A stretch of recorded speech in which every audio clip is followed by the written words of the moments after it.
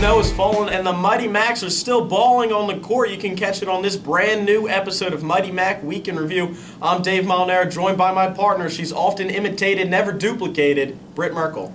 Well, Dave, the men's and women's basketball teams both had big games this past week. Also, we're going to take a look at track and field as they had their final meet of the season. First, we're going to take a look at last Wednesday night's doubleheader play for K-Night. The women hosted Gwinnett Mercy, looking to clinch a playoff spot, their second in 2 years. Let's take a look. Early on in the first, Adriana Shasha gets the ball and gets it down low to Merkel, who is in the paint, who does a little spin move up off the glass for two. The Mighty Macs have an early three-point lead. Sarah Smith received the ball in front of the Gwinnett Mercy bench, drove baseline and dished it to Meg Gallagher in the lane for an easy 2 points. The Mighty Macs would go into the locker room at halftime up 32-22. Early on in the second half, Brittany Merkel rips down this rebound off the missed layup by Gwinnett Mercy, kicks it out to her point guard Mackie Fitzgerald, who streaks down the right side, does the full court pass to Allison Zimney, who puts it up off the glass for two to give the Mighty Macs the 36-22 lead. Looking to extend their lead, the Mighty Macs play a little hot potato with the ball. Sarah Smith ends up with it and buries this big three-pointer midway through the second half. Brittany Merkel got the ball, makes a strong move to the hoop and gets it to drop, putting the game on ice for the Mighty Macs and also completing the season sweep of Gwinnett Mercy. With that 75-43 win over the Griffins, the Mighty Macs clinched their second straight playoff berth, led by Brittany Merkel with her sixth double-double of the season, 19 points, 11 boards.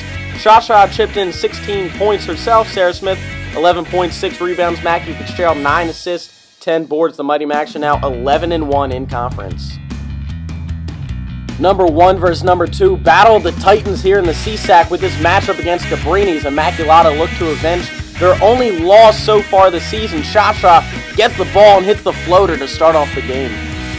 Trailing by 1 late in the first half, Sarah Smith does it all here. Gets the rebound, takes the ball up the right side, coast to coast, drives hard, takes on a couple defenders, gets fouled, puts it up off the glass, and one headed to the line to convert the three-point play. After the Cavaliers went on a 14-0 run to start off the second half and take a 12-point lead, Immaculata battled back, and Allison Zimney converts this corner three, a little cookies from deep to cut the lead to 47-40 with 10 minutes to go. Under 7 minutes to go, and the Macs still trailing. Smith drives, kicks it out to Shasha with a little pump fake, stop, pop, drop for two, big bucket late in the second half. In the waning moments of the game, Lindsey Crass hits a big corner three, comes back next possession, calling for the ball again and counts them all on this big triple. But the Mighty Macs sadly would end up falling to Cabrini by a final score of 65-64.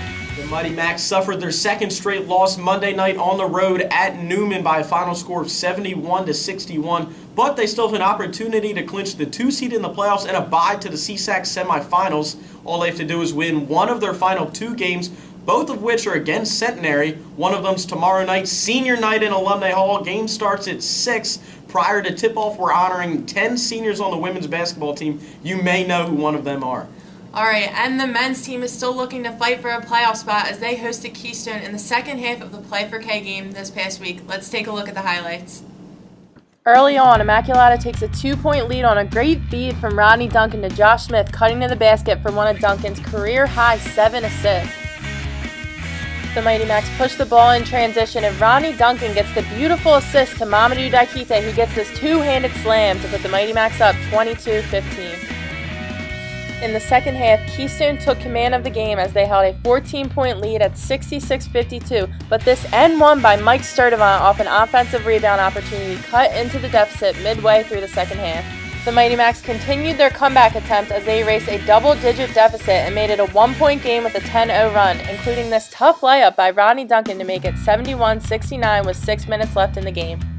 Josh Smith gets this scoop layup to go and brings IU within 1, and in the closing seconds, Roy Farrell Jr., who scored a career-high 32 points, hits 2 free throws to send the game into overtime, but Keystone outscored IU 14-6 in overtime to deal IU a 95-87 defeat. The Mighty Macs traveled to Gwinnett Mercy last Saturday and lost by a score of 86-58, but look to bounce back as they hosted Karen on senior night. Prior to the game, the men's basketball team honored seniors Xavier Brown, Will DeSantis, and Mamadou Daikite before their final home game at Alumni Hall. With both offenses rolling early, Tony Calamaro drives hard to the right and gets the running layup to fall to put IU up 18-14 just 6 minutes into the game. After losing control of the ball, Ronnie Duncan works hard to get it back, gets the steal, and dishes to Diakite, who throws it down to put IU up 6 midway through the first half.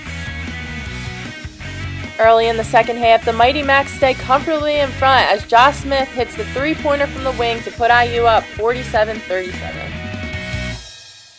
Matt Simon puts the game away for IU as he drills this deep triple to put IU up 12 points with just under 7 minutes to go. On senior day, Xavier Brown gets his chance and takes advantage in the closing minute as he drives hard to the basket and floats one high off the glass that goes in to finish off the IU victory. The Mighty Macs finished off Karen with a final score of 74-63. Mamadou Diakite led the way with 27 points and 10 rebounds, his 11th double-double of the season. Josh Smith added 11 points and 2 assists. Tony Calamaro chipped in with 9 points and 3 rebounds. The Mighty Macs are now 9-8 in CSAC. Immaculata is tied with Keystone for the final playoff spot and looking to clinch their 6th straight appearance. They're going to need to beat Newman on Wednesday and have Marywood top Keystone. It's exciting stuff. The men's and women's track and field team here at Immaculata had their final indoor event this past weekend at the Albright Invitational. Let's take a look. The IU women had 10 top 10 finishes in the event, led by a first-place finish in the 800-meter. Kayla Rimkus finished second in the same event, and Caitlin McGregor placed third. The Immaculata men had a strong showing as well, as Angel Tramal Rodriguez had a first-place finish in the 800-meter and the 1-mile run. Alex Felderstein placed second in the shot put, and his teammate Tom Sagendorf finished fifth. On a little bit of a side note, congratulations to Nicole Cifarelli and our #1 fan, Brooke Robinson, who won last week's trivia contest and giveaway. Keep an eye out on your email for this week's contest. And reminder again, come out to Alumni Hall for senior night tomorrow as we take on Centenary at 6 p.m. Should be a good game. It's going to be a good game. Also today, one of our favorite holidays, Fat Tuesday here tomorrow, Ash Wednesday. What are you giving up for Lent this year? Well, you know, I should give up chocolate. I have quite the sweet tooth, Dave, but we'll see how that goes. I think I might try and give up the fries in the cafeteria. They taste good. They don't do the body any favors. I don't know. We'll see if I can stick to it. But that's going to be a wrap for this week's episode of Mighty Mac Week in Review. I'm Dave Molinaro. And I'm Britt Merkel. And go Macs.